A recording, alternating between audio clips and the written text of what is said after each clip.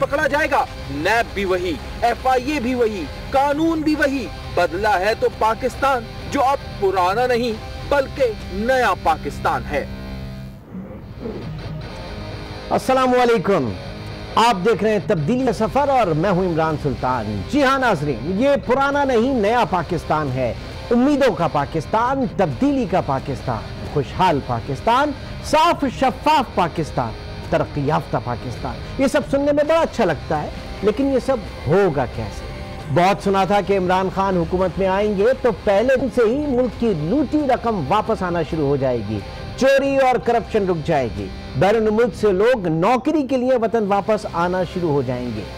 जी, ये सब दीवाने का ख्वाब नहीं, ये गरीब पाकिस्तानियों का ख्वाब है जिसको वो पूरा होता हुआ देखना चाहते हैं। और इसी तमाम मामले पर बात करने के लिए हमारे साथ मौजूद हैं मुशीर वजीर आजम बराए एहतसाब बैरिस्टर शहजाद अकबर साहब, ब्यूरो चीफ इस्लामाबाद तारिक चौधरी, और कराची से हमारे साथ मौजूद हैं रफत सईद। बहुत बहुत शुक्रिया आप तमाम लोगों का हमें ज्वाइन करने का।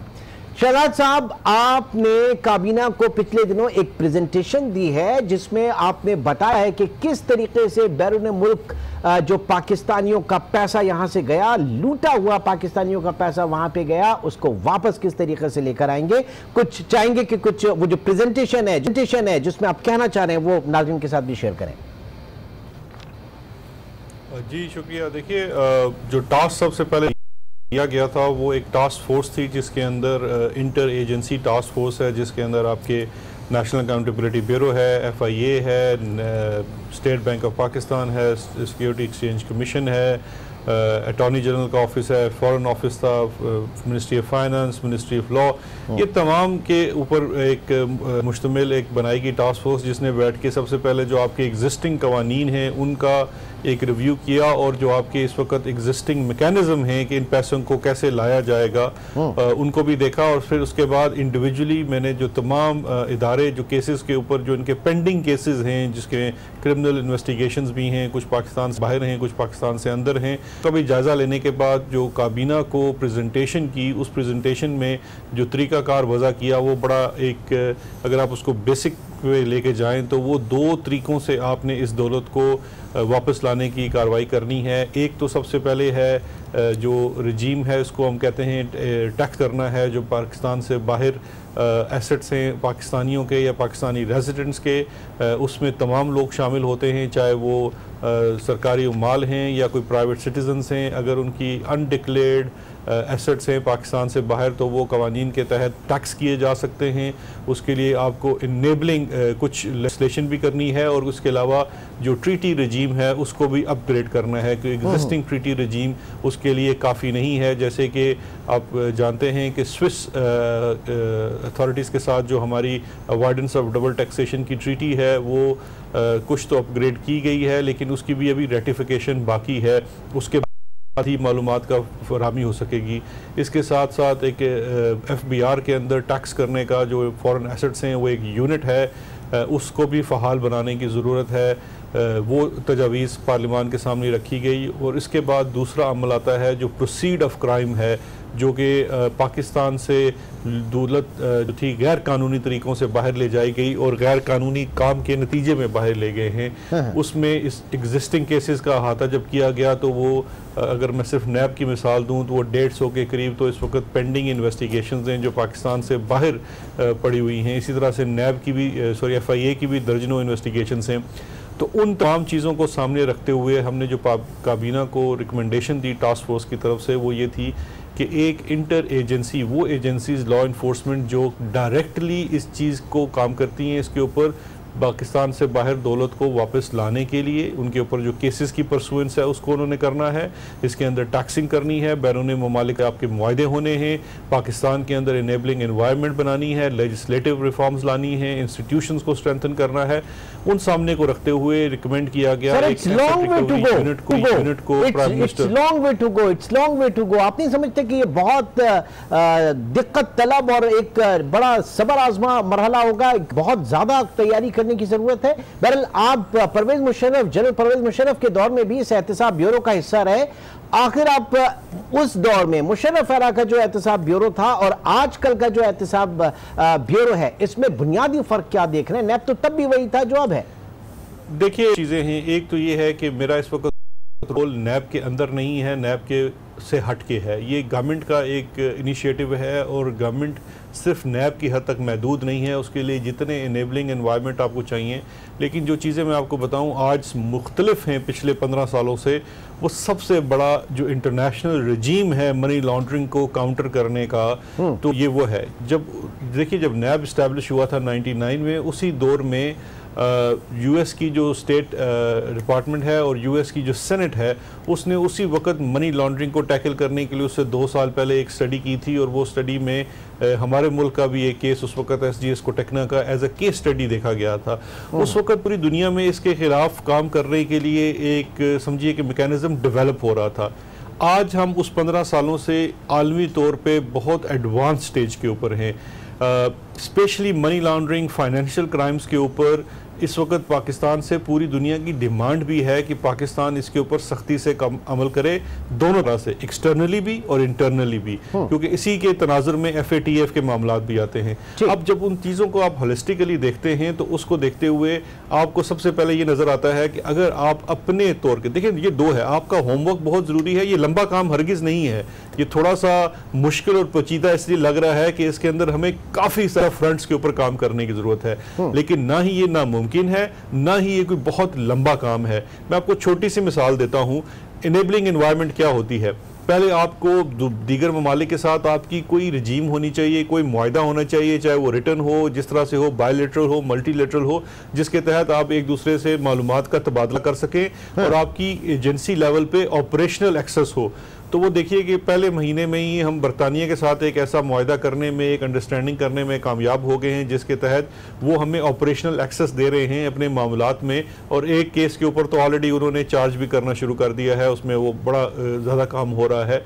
इसी तरह से जो पाइपलाइन में केसेस हैं उनके ऊपर काम, और जो पॉइंट पर्सन्स दोनों जगह अपॉइंट किए गए हैं, वो मकसद ये है कि रेड टेपिज्म जो पहले एक चिट्ठीबाजी होती थी, 10 मिनिस्ट्रियों में से घूम के जाती थी, आप उससे हट के कते नज़र ऑपरेशनल सतह पे, जैसे एक पुलिस का अफसर दूसरे पुलिस के अफसर से ताउन करता है या वो एक मिल के केस के ऊपर काम करते हैं, तो इस तरह इन केसेस के ऊपर काम करने की जरूरत है। और ये हम कोई हरगिज ऐसी नई चीज करने नहीं जा रहे कि दुनिया में वेल कोऑर्डिनेटेड एफर्ट जो है, एक वेल कोऑर्डिनेटेड है। लेकिन क्या इसमें पॉलिटिकल विल नजर आ रही है? इसमें क्यों ज़ाहिर है कि सिर्फ पीटीआई अकेले नहीं होगी, स्टेक होल्डर्स और भी है पूरे मुल्क के।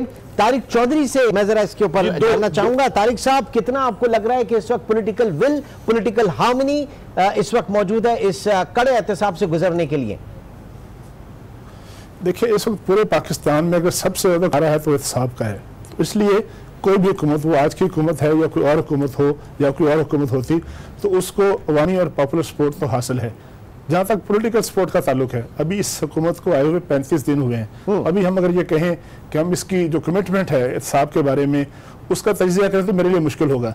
लेकिन चूंकि हमारे यहाँ हमने माजी को सामने रखते हुए एनालाइज करना होता है, और आज हमारे यहाँ जो एहतसाब हो रहा है मुख्तलिफ शख्सियात का या मुख्तलिफ अदारों का, तो उस वो चूँकि तसलसल है माजी का, तो अगर उसको देखते हुए कहा जाए तो उसके मुताबिक तो मुझे यूँ लगता है कि एहतसाब अभी तक, मैं ये जो एसेट्स रिकवरी वाला मामला है उसकी बात नहीं कर रहा, मैं जो हमारे अंदर पाकिस्तान के अंदर एहतसाब हो रहा है उसकी बात कर रहा हूँ। तो उसमें तो लगता है कि या तो उन शख्सियात का, या तो सियासी शख्सियात का एहतसाब हो रहा है, या फिर उन सियासी शख्सियात का एहतसाब हो रहा है इनका ताल्लुक पाकिस्तान पीपल्स पार्टी, मुस्लिम लीग नून या उन जमातों से है जो कि आज अपोजिशन में है।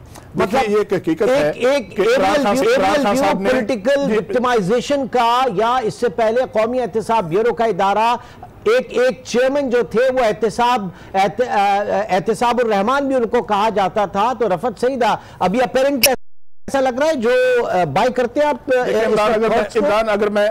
इमरान अगर मैं बात पूरी कर लेता तो मेरी बात कर्मी हो जाती है, क्योंकि फिर बात अधूरी बात जो है फिर रह जाता है। तो मैं ये कह रहा था कि ये जो मौजूदा हुकूमत है उसका एहतसाब का जो कमिटमेंट है उसको हम जज करेंगे आज के दिन के लिए और आने वाले दिनों के लिए। तो अब तक तो हमने देखा है कि वफाकी काबीना में भी ऐसे लोग हैं जिन्होंने या माजी में डिफ़ॉल्ट किया लोन उन्होंने माफ़ करवाए, या फिर उनके खिलाफ एहतसाब में नैब जो अकाउंटेबिलिटी हमारा ब्यूरो है उसमें केसेस चल रहे हैं या इंक्वायरीज हैं या मुख्तलिफ स्टेजेस पर हैं। तो मेरा ख्याल है कि अगर ये सब कुछ ना होता, अगर वो शख्सियात इसमें शामिल होती, काबीना में वो लोग शामिल होते, या जो गिरदोनवा में लोग हैं वो लोग होते जिन पर एहतसाब का दब्बा ना होता। ये दुरुस्त है कि तफ्तीश या इंक्वायरी जो है वो फाइनल नहीं होती, तो फिर मेरा ख्याल है कि इस हुकूमत को अपने कमिटमेंट को प्रूव करने में और उस कमिटमेंट को रजिस्टर करने में, इस्टेब्लिश करने में ज़्यादा आसानी होती। ठीक है जी, रखते हैं रफत सईद के पास। रफत सईद, क्या इस वक्त एक बज़ाहिर ऐसी चीज़ है कि इस वक्त इतना वक्त नहीं हुआ है, हुकूमत जिस फाउंडेशन के ऊपर लेके चलना चाह रही है वो सिमत यकीनी तौर से बिल्कुल सही है, लेकिन कड़े एहतसाब के बाद जो है लोग इसमें शामिल होते, जैसा कि तारिक चौधरी ने इस वक्त कहा, आपको क्या लग रहा है अपेरेंटली? इमरान शहजाद अकबर साहब की गुफ्तगू और तारिक चौधरी की गुफ्तगू सुन के मैं एक बहुत पस मंज़र में चला गया, बहुत माजी की तरफ लौट गया। मुझे वो चीज़ें याद आने लगी जब एहतसाब और रहमान आपने कहा, मैं कहूँगा सैफुर रहमान जब एहतसाब कमीशन के सरबराह थे तो उस वक्त भी ऐसी बाज़गश सुनाई देती थी, उस वक्त सरे महल सुनाई देता था, उस वक्त स्विस बैंकों के अकाउंट हमें दिखाई देते थे। मैं उस ज़माने में बहुत सारे केसेस के, और उस ज़माने में तो हम ये भी था कि मैं प्रिंट मीडिया से वाबस्ता था, हमने बहुत सारी ऐसी स्टोरीज भी की जो सर्विंग फौजी अफसरान की भी थी, वो भी हमने की, सारी चीज़ें की। और उस ज़माने में एहतसाब हुआ तो बहुत नारा था एहतसाब का। अब फिर वही एहतसाब का नारा नज़र आता है, लेकिन इस मरतबा भी सिलेक्शन नज़र आती है। मैं बड़ी माजरत के साथ कहूँगा कि इसका हरगिज़ मकसद ये नहीं है क्योंकि इमरान खान की हुकूमत को हदफ तनकीद बनाना हो। बात यह है कि एक सही सिमत का तयन होना चाहिए, बिला तखसीस एहतसाब होना चाहिए, सिर्फ सियासतदानों का ही नहीं तमाम लोगों का एहतसाब होना चाहिए। उसके अलावा जो सरकारी इदारों में सरकारी अफसरान हैं जहाँ बड़े पैमाने पर करप्शन हो रही है, मैं इस बड़े करप्शन को छोड़ के नीचे की तरफ आऊँगा। एक वक्त था कि चाइना कटिंग का बड़ा तस्करा था, लगता था नैब में केस जा रहा है, नैब से बाहर आ रहा है। नैब के अफसरान खुद या सिंध हुकूमत के इदारों में आकर कुछ गैर कानूनी काम करवा रहे हैं, उन अफसरान को मजबूर करते हैं ताकि उनकी इंक्वायरियां दबाई जा सकें। इन चीज़ों को भी देखना होगा। अगर इस तरह की चीज़ें होंगी तो ये सब चीज़ें मशकूक हो जाएंगी। इसमें मैं एक और मिसाल दूंगा कि हम बहुत ज़्यादा, इमरान एक बात मेरी मुकम्मल होने दें, कि हम बहुत ज़्यादा शोर करते हैं एहतसाब का, लोगों के नाम आते हैं, टीवी मीडिया चैनल पर नाम चलना शुरू हो जाते हैं उस आदमी के बारे में कि ये बहुत करप्ट है। बात ये सारी चीज़ें नहायत खामोशी से होनी चाहिए, किसी किरदार कशी नहीं होनी चाहिए। मैं एक मिसाल देता हूँ कि जर्मनी का एक इदारा है जो कि BKA कहलाता है, बुंडिस क्रिमिनाले, और मैं उसके हेडक्वार्टर में जाने का मेरा इत्तेफाक भी हुआ है। वो जिस सीक्रेसी से करप्शन की तहकीकात करते हैं, उसके बाद जिस आदमी पर हाथ डालते हैं वो दाएं बाएं नहीं हो सकता। जब वो किसी चीज़ से इनकार करता है उसके सामने सबूत रखे जाते हैं, उसके बाद कहीं मीडिया पे आती है। यहाँ आगाज़ होता है, नोटिस मिलता है, मीडिया पे तशहीर शुरू हो जाती है। इससे भी एहतसाब को खासा नुकसान पहुँचेगा। शहजाद अकबर साहब को इस बात पर भी गौर करना चाहिए। ठीक है शहजाद साहब, सीक्रेसी की बात तो ठीक है, बिल्कुल अपनी जगह पे, और इसके ऊपर जो है वो काफ़ी कहा भी गया है।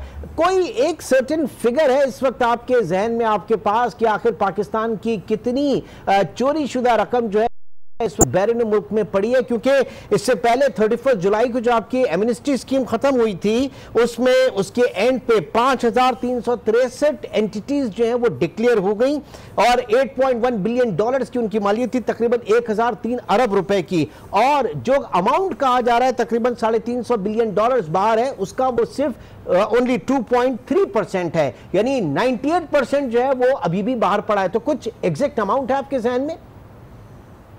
जी इमरान साहब, मैं वहाँ से बात शुरू करता हूँ जैसे रिफत साहब ने बात की, बिल्कुल अच्छी बात की कि किसी की तशहीर नहीं करनी चाहिए और ना ही ऐसे केसेस को जब तक उनको अदालत के सामने पेश करते, चार्ज करते, कोई भी ऐसे केस सामने नहीं लाने चाहिए। और ये सुप्रीम कोर्ट की भी एक रीसेंट डायरेक्शन आई है कि जितनी आपकी इन्वेस्टिगेशंस होती हैं, नोटिसेस होती हैं, उनको रखना चाहिए।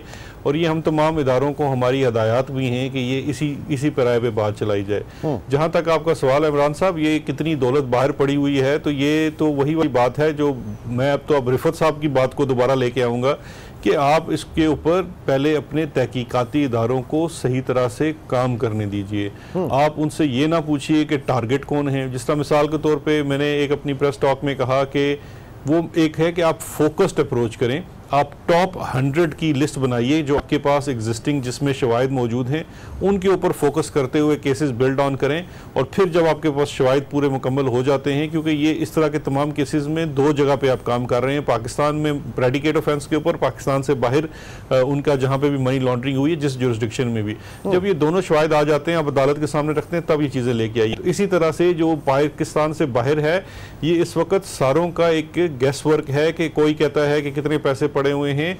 जो सही फिगर्स हैं जो मैं आपसे अर्ज कर रहा हूं कि जितनी इस वक्त हमें अपनी ट्रीटीज को अपग्रेड करने की ज़रूरत है, जिसमें एक्सचेंज ऑफ इंफॉर्मेशन की एक क्लॉज होती है जो कि मोस्टली एग्रीमेंट में हमारी नहीं थी अभी तक, हम उसके ऊपर काम कर रहे हैं। जब वो क्लॉज उसके अंदर शामिल हो जाती है और हमारे FBR को रसाई हो जाती है, एक्सेस हो जाती है पाकिस्तानियों के या पाकिस्तान के रेजिडेंट्स के अकाउंट की पाकिस्तान से बाहर के ममालिक में जहां पे आपकी ट्रीटी अरेंजमेंट है, फिर ही आप एग्जैक्ट अमाउंट बता सकते हैं। इसका मतलब ये हुआ कि एक चीज है, अब तक हमें कोई अंदाजा नहीं है कि हमारी कितनी पाकिस्तानियों की रकम जो है बाहर इस वक्त मौजूद है। मैं आपके सामने 2014 की कैबिनेट को पेश किया हुआ उस वक्त के फाइनेंस मिनिस्टर और जो FBR के शायद चेयरमैन थे, उनकी एक समरी का हवाला तो दे सकता हूं कि जिसने उसमें 250 या 280 बिलियन का कहा गया था, लेकिन हम उसको भी इन्वेस्टिगेट कर रहे हैं कि वो जो आपने कहा उसके पीछे सबूत क्या थे, क्योंकि अच्छा। उस समरी के साथ तो कुछ अखबारी कटिंग्स लगी हुई हैं। अब उनसे ये पूछा जाना है, उनमें से एक शख्स तो इस वक्त पाकिस्तान में नहीं है, कि आपने ये फिगर कैसे ली, लेकिन इससे जो सबसे ज़्यादा ज़रूरी और जिस मुल्क का हवाला दिया गया था, उस मुल्क के साथ हमारी ट्रीटी जो है रेटिफिकेशन के स्टेज पे है, हमने रेटिफिकेशन कर दी है और अभी स्विट्ज़रलैंड से हम रेटिफिकेशन के ऊपर नेगोशिएट कर रहे हैं और कोशिश कर रहे हैं वो जल्द रेटिफिकेशन हो जाए, तो फिर आपके पास एक्सेस आ जाएगी उस चीज़ को सब्सटेंशिएट करने की जो उस वक्त की काबीना के सामने पेश की गई। लेकिन कुछ इस दौरान कुछ नॉन फैक्ट्स भी तो होंगे आपके पास। पैनामा की एक लिस्ट आई थी 350-400 पाकिस्तानियों की, जिनके ऑफशोर के अंदर जिनके वहां पे जो अकाउंट्स थे, तो कुछ वो भी तो आपके जहन में होगा, या वहां पे भी अभी कुछ चीजें कभी इबाम में काफी? जी देखिए, जो ऑफशोर में जो है वो 2 तरह की चीजें हैं। उसमें अकाउंट्स के ये नहीं है कि उसके अंदर पूरे अकाउंट्स आपको दे दिए गए हैं, उसमें अकाउंट्स की निशानदेही है और एसेट्स हैं जो आपके सॉलिड एसेट्स होते हैं, जिस तरह के प्रॉपर्टीज हैं, जिस तरह के आपने ये नवाज शरीफ साहब की और शरीफ फैमिली के केसेस के देखी हैं, इस तरह से कुछ 400 से जायद हैं जो हमने हमारे रिकवरी यूनिट ने काम शुरू किया है। वो ऑलरेडी पनामा लीक्स के अंदर जितने पाकिस्तानी इंडिविजुअल्स थे उनके केसेस की असर नो तहकीक और पैराडाइज लीग, ये 2 थे, वो तो आपका स्टार्टिंग पॉइंट है। उसके ऊपर हम समझते हैं कि पहले कोई खातर खा काम नहीं हुआ। तमाम चीज़ों के ऊपर जो हम अक्रॉस द बोर्ड की बात करते हैं, उन तमाम केसेस की री इन्वेस्टिगेशन दोबारा से नए बुनियादों पे जो हमारे नए मुआहदे हो रहे हैं, जो दीगर ममालिक में लोग हैं उनके साथ मिलके, उसमें BVI आप जानते हैं ब्रिटिश वर्जिन आइलैंड एक बहुत इंपॉर्टेंट जुरिस्डिक्शन है, उसके जो हुकाम हैं उनसे भी मिलके, इस तरह से UAE एक बहुत बड़ी डेस्टिनेशन है जहाँ पे भी वज़ीर आज़म साहब भी गए हुए थे और वहाँ पे ये चीज़ भी डिस्कस हुई है कि हमें फौरी तौर पे इस मुआहदे की तरफ जाना चाहिए जहाँ पर हम एक्सचेंज ऑफ इंफॉर्मेशन कर सकें, हमारा म्यूचुअल लीगल असिस्टेंस हो सके 2 मुल्कों के दरमियान।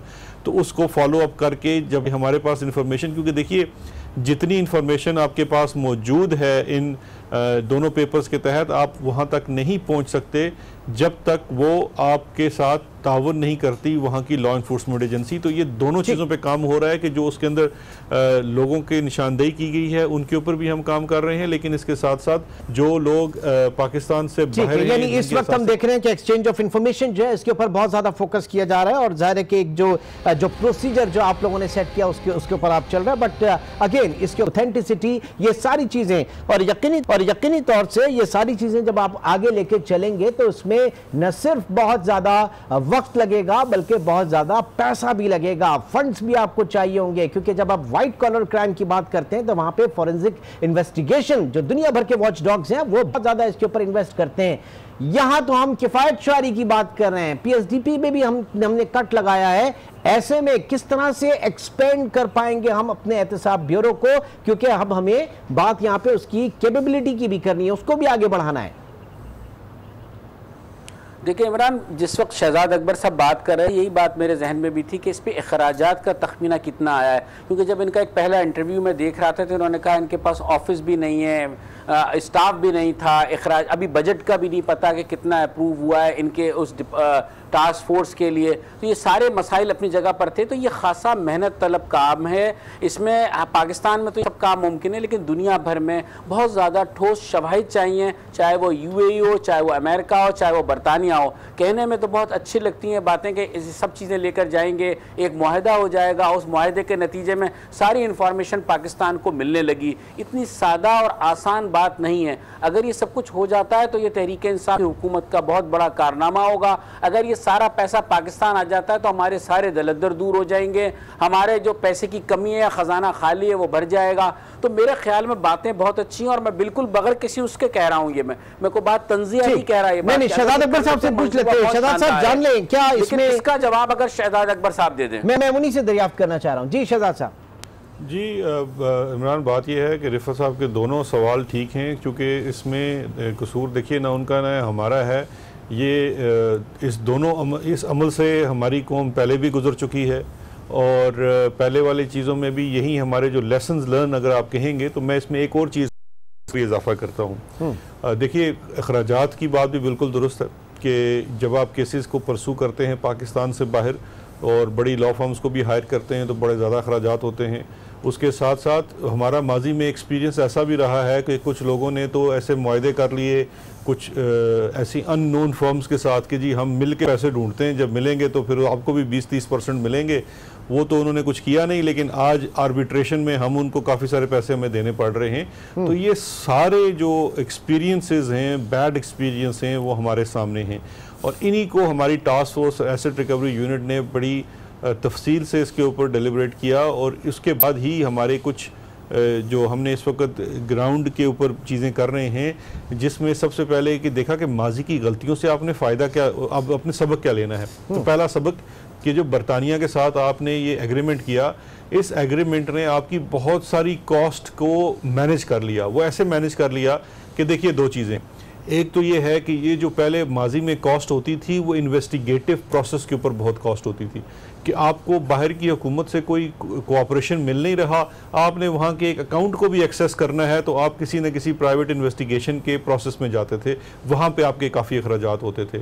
जब आप इस तरह का तावन कर रहे हैं कि आप रेसिप्रोकल बेस के ऊपर दोनों लॉ इन्फोर्समेंट एजेंसीज आपस में तावन करेंगी, तो हमारे सामने एक टेस्ट केस था अभी जो बरतानिया में केस हुआ, उसमें जितना हमारे पास शवाहिद थे वो काफ़ी एक मजबूत केस था। उसको बैठ के जब हमने उनके साथ डिस्कस किया, उसका पेपर वर्क पूरा किया और जो उनके कानून के मुताबिक उनकी शवाहिद की थी कि ये हमें चाहिए तो हम मूव ऑन कर सकेंगे, जब वो उनको मिल गए उन्होंने मूव ऑन किया और अभी तक उस पर हमारा 1 रुपया भी खर्च नहीं हुआ। ये तो होगी एक बात।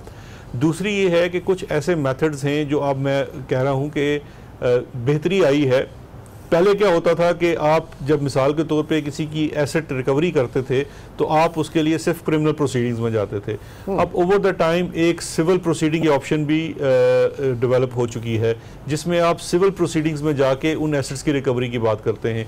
जब हमारी बरतानिया वालों के साथ बात हुई हुकूमती सतह पे, तो उन्होंने कहा कि आप अगर ये वाला रूट अपनाएंगे तो उसमें हमारे पास ऑलरेडी डेवलपमेंट रिलेटेड फंड्स हैं जो हम कंट्रीब्यूट करने को तैयार है। और इनिशली उन्होंने 7.5 लाख पाउंड का वादा भी किया है कि हम भी इसमें कंट्रीब्यूट करने के लिए तैयार हैं, जो कि बरतानिया मैनेज नहीं करेगी, थर्ड पार्टी करेगी। ठीक है, ये भी प्लेज किया उन्होंने, वादा किया इसका जी, वादा किया और हमारी स्वाबदीद पे छोड़ दिया कि अगर हम इसको यूटिलाइज करना चाहते हैं तो सिविल, देखिए क्रिमिनल केसेस के अंदर अगर आप क्रिमिनल केस परसू कर रहे हैं तो बाहर की हुकूमत आपको पैसे दे नहीं सकती, ये उनके लॉ के खिलाफ है। ठीक है, जरा यहाँ से कुछ पैसे आप तारिक चौधरी साहब अभी एक छोटा सा सवाल है मेरा, सिर्फ चाहे बाद में इसका जवाब दे दें। मैं सिर्फ ये पूछना चाह रहा हूँ कि मुआहदा 2 तरफा होता है, बरतानिया हुआ, अमेरिका हुआ, UAE हुआ, सऊदी अरब हुआ, अगर हम सबसे मुआहदे भी कर लेंगे उन्हें हमसे क्या फायदा पहुंचेगा? वहां के लोग यहाँ आके ना करप्शन कर रहे हैं, ना या इन्वेस्टमेंट उस तरह की हो रही है कि उन्हें हमसे इस तरह की मालूमात का तबादला करना हो। थोड़ा सा इसके बारे में इसके ऊपर भी जान लेंगे, लेकिन उससे पहले मैं तारिक चौधरी जो हैं उनसे मैं जानना चाहूंगा। तारिक साहब, ऐसा क्यों होता है? क्योंकि इस वक्त जो चीजें सामने आ रही है वो बजाहिर बहुत ही अर्ली स्टेज पे हैं, इनिशियल स्टेज पे हैं। हम जो कुछ भी करने जा रहे हैं, जो कुछ भी पॉसिबल होगा होगा उसकी इब्तिदाई स्टेज पे। लेकिन प्रॉब्लम यह है कि हम किसी को पकड़ भी लें तो उसके ऊपर करप्शन साबित करना बड़ा मुश्किल हो जाता है, चार्जशीट फाइनल नहीं हो पाती, चालान जो है उसका नहीं जमा हो पाता। ये and you just name it, बहुत सारे केसेस आपके सामने ऐसे हैं कि पकड़ दकड़ बनी होती है लेकिन उसके बाद होता हुआ था कुछ नहीं है। चौधरी, ये दुरुस्त कहा आपने। देखें, मैं एक जर्नलिस्ट के तौर पर जस्टिस मुजद्दिद मिर्जा की निगरानी में जब पहला एहतसाब ब्यूरो बना था 96 में, उस वक्त से इसको फॉलो कर रहा हूँ। उसके बाद आपने देखा है कि अभी आपने एहतसाब रहमान साहब का जिक्र किया, एहतसाब के जो अदारे हैं ख़ास तौर पर नैब है, उसका सरबराह फौजी बावर्दी अफसर भी रहे हैं, उसके सरबराह जो है नेवी के सरबराह भी रहे हैं, उसके सरबराह जजेस भी रहे हैं। लेकिन जो आपने बात की कि शोर वगैरह ज़्यादा होता है और आखिर में हासिल वसूल कम होता है, उसकी वजह यह है कि हमारे यहाँ कवानीन जो हैं वो बहुत गीले हैं, या फिर कवानीन ऐसे हैं कि उनके अंदर लकूनाज हैं, और जो ताकतवर अफराद हैं उनके अंदर रखने तलाश करते हैं, उनके अंदर चोर दराज तलाश करते हैं और उसकी वजह से बच निकलते हैं। दूसरी उसकी वजह यह है कि बाज़ औक़ात, और ये हमने देखा है माजी में बहुत दफ़ा देखा है, कि पॉलिटिकल विल की कमी होती है। एहतसाब को आप एक मैकेनिज्म की बजाय एहतसाब को नारे के तौर पर इस्तेमाल करते हैं। देखना, एहतसाब का हमारे यहाँ एक पूरा मैकेनिज्म है कि एहतसाब का अमल है, उसके नीचे FI है और प्रोविंशियल एंटी करप्शन जो अदारे हैं, ये अगर सारे अदारे जो हैं इनके कवानीन मजबूत हों, इनके रेगुलेशन अच्छे हों, इनके अंदर रखने ना हो, इनके अंदर जो लूप होल्स हैं वो ना हो, तो शायद लोगों को बच निकलने का मौका ना मिले। चूँकि क्रॉस द बोर्ड नहीं होता, चूँकि पॉलिटिकल विल की कमी होती है, चूँकि लोगों के स्वाबदीदी इख्तियारात आ जाते हैं, बाज़ का ऐसे अफराद इसके चुंगल में आते हैं, माजी में आए हैं, कि जिनको एक ख़ास वक्त में सियासी लिहाज से, सियासी वजह से उनकी ज़रूरत थी, और जब उनकी ज़रूरत थी तो उनमें से किसी एक को या दो को या चार को कोई ग्रेस दी गई, कोई स्पेस दी गई, तो फिर उसकी वजह से बहुत से लोगों को देना पड़ी। तो बैरिस्टर साहब के सामने जाहिर है एक बहुत बड़ा अपील टास्क यही है कि इन कवानीन को कैसे मुअस्सर बनाना है ताकि वो कवानीन पाकिस्तान के अंदर और पाकिस्तान के बाहर भी मुअस्सर हों। अभी थोड़ी देर पहले एक बहस हो रही थी कि पाकिस्तान का पैसा कितना बाहर है, तो मैं ये अर्ज़ करूँगा कि हमारे यहाँ इस मामले में बाज़ औक़ात मुबालगा रही होती है। अभी 1 महीना पहले मैं एक रिपोर्ट पढ़ रहा था कि स्विस बैंकों के हुकाम जो हैं उनसे पूछा गया कि पाकिस्तान की कितनी रकम आपके पास पड़ी हुई है। हमारे यहाँ आम तौर पे, अगर मैं सही हूँ, मुझे मेरी याददाश्त ठीक काम कर रही है, तो कहा जाता है कि 100 या 90 बिलियन डॉलर के करीब हमारा पैसा स्विस बैंकों में पड़ा हुआ है। तो उनकी बाकायदा ऑफिशियल ये अखबारात में खबर आई है कि उनके ख्याल में, उनकी रिपोर्ट के मुताबिक, उनके कैलकुलेशन के मुताबिक वो 9 या 10 बिलियन डॉलर है। ये भी कोई छोटी रकम नहीं है। लेकिन हमारे यहाँ अखबारी खबरें, तज्ज़िये, उनमें चीज़ें ज़्यादा होती हैं, और जो काबिल अमल चीज़ें हैं, जो फॉलो करने के काबिल होती हैं, जिनसे कुछ हासिल वसूल हो सकता है, जिसको रिकवर किया जा सकता है, वो अमाउंट्स भी कम होती हैं। ठीक है। शहजाद साहब, अभी आपने सुना एक सवाल जो रखा था कि बायलैटरल ट्रीटीज अगर हम करने जाते हैं तो उससे उन ममालिक को क्या फ़ायदा होगा। उसके साथ एक चीज़ मैं ऐड करना चाहता हूँ, ये आपके करप्शन परसेप्शन इंडेक्स 2016 की रिपोर्ट है, और इसमें हम देख रहे हैं कि जो लेस करप्शन है, जहाँ ज़ीरो टॉलरेंस है करप्शन के खिलाफ, उनमें डेनमार्क सबसे पहले 90 स्कोर के साथ, उसके बाद न्यूजीलैंड है, उसका भी 90, फिनलैंड हुआ, स्वीडन हुआ, फिर स्विट्जरलैंड है। स्विट्जरलैंड जहां पर जीरो टॉलरेंस है करप्शन के खिलाफ, वहां पे कोई करप्शन नहीं है, लेकिन वही स्विस बैंक्स जो दुनिया भर का पैसा लेके बैठे हुए हैं।